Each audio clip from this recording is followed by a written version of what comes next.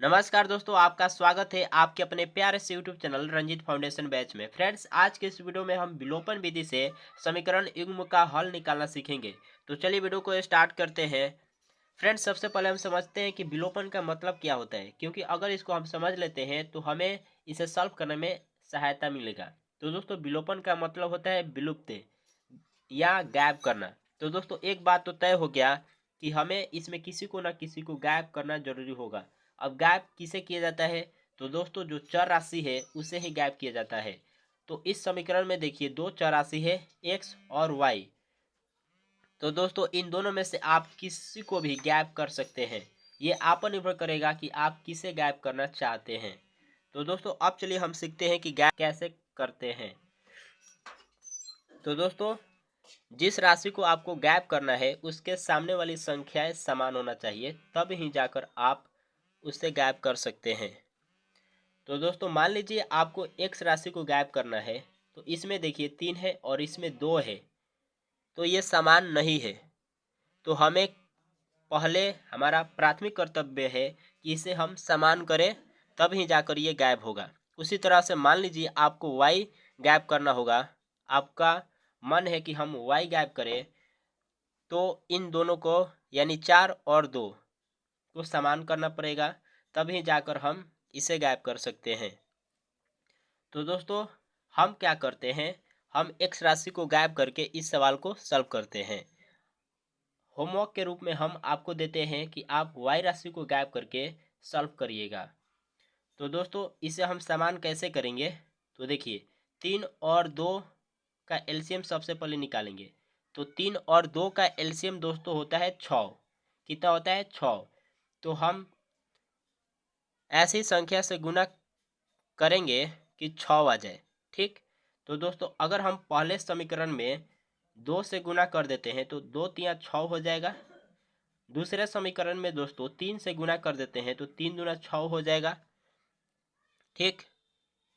तो हम क्या करते हैं, पहले समीकरण 1 में 2 से गुना करते हैं। तो यहाँ पे लिखेंगे समीकरण 1 में 2 से गुना करने पर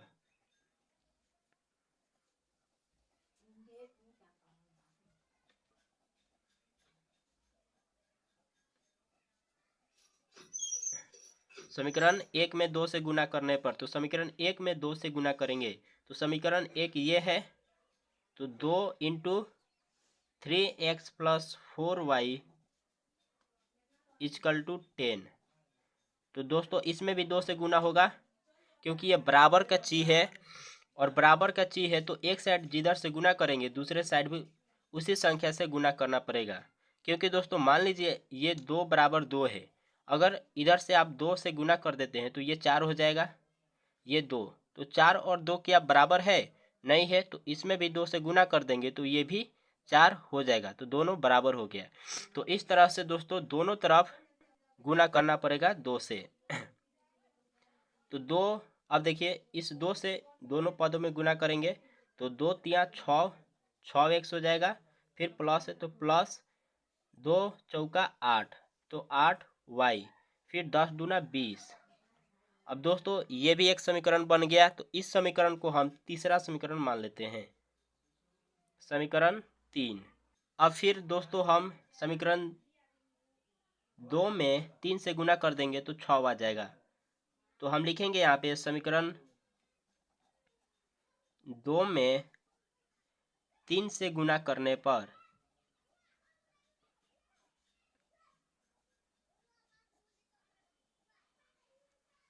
तो इसमें 3 से गुना करेंगे तो 3 into 2x minus 2y is equal to 2 गुणे 3।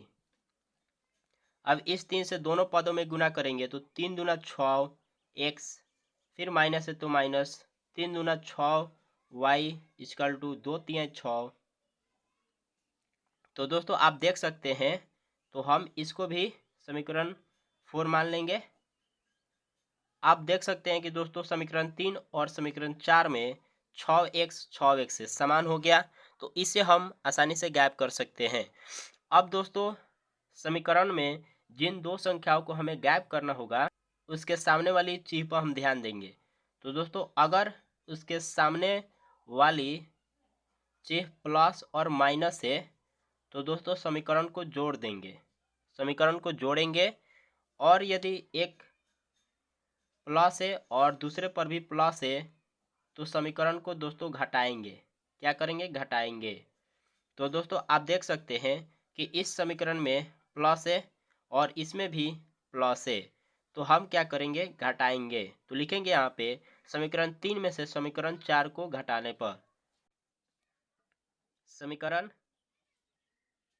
3 माइनस समीकरण 4 से, समीकरण 3 माइनस समीकरण 4 से मतलब समीकरण 3 में से समीकरण 4 को घटाने पर। तो समीकरण 3 ये है, तो यहाँ पे लिखेंगे 6x plus 8y is equal to 20। फिर समीकरण 4 है 6x माइनस 6y बराबर 6। अब इसको दोस्तों घटाएंगे। तो घटाएंगे तो देखिए माइनस प्लस, ये माइनस माइनस प्लस हो जाएगा और यहाँ पर भी घटाएंगे। तो दोस्तों ये प्लस है ये माइनस है तो कट जाएगा। 8y और 6y तो कितना होगा? 14y बराबर 20 में से 6 घटाएंगे तो 14 होगा। अब ये गुना में 14 है तो बराबर के इधर आएगा तो भाग में हो जाएगा, तो इसलिए y इजकल टू 14/14। तो दोस्तों कट के हो जाएगा 1, तो y इजकल टू 1। अब इस y का मान समीकरण में रख देंगे, किसी भी समीकरण में रखेंगे तो x का हमें मान निकल जाएगा। तो हम क्या करते हैं? समीकरण 1 में y का मान रखते हैं। तो लिखेंगे यहाँ पे समीकरण 1 से। तो दोस्तों समीकरण 1 देखिए 3x प्लस 4y बराबर 10 है, तो लिखेंगे यहाँ पे 3x plus 4y is equal to 10। अब y का मान रख देंगे तो x का मान निकल जाएगा। तो 3x प्लस 4 गुणे 1 बराबर 10। अब इसे 3x प्लस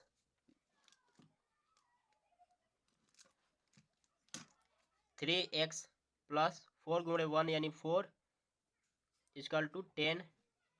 तो 3x प्लस में 4 है तो बराबर के इधर आएगा तो माइनस में हो जाएगा, यानी 3x इजकल टू 10 माइनस 4। तो 3x इजकल टू 10 में से 4 घटाएंगे तो 6 हो जाएगा। अब गुना में 3 है, बराबर के इधर आएगा तो भाग में हो जाएगा, तो इसलिए x बराबर 6/3। ये कट जाएगा, 3 एकम 3, 3 दूना 6, तो x का मान दोस्तों 2 मिलेगा। x का मान हमें 2 मिला, अतः यहाँ पे लिखेंगे अतः हल x बराबर हमें 2 मिला है और y बराबर 1 मिला है। तो दोस्तों यही आंसर होगा। तो दोस्तों इस तरह से विलोपन विधि से हल किया जाता है। दोस्तों हम बताए हैं x को गायब करके, आपको क्या करना है? y को गायब करके बनाना है, इसको हल करना है। ये होमवर्क के रूप में हम आपको दे रहे हैं, HW के रूप में इसे आपको हल करना है।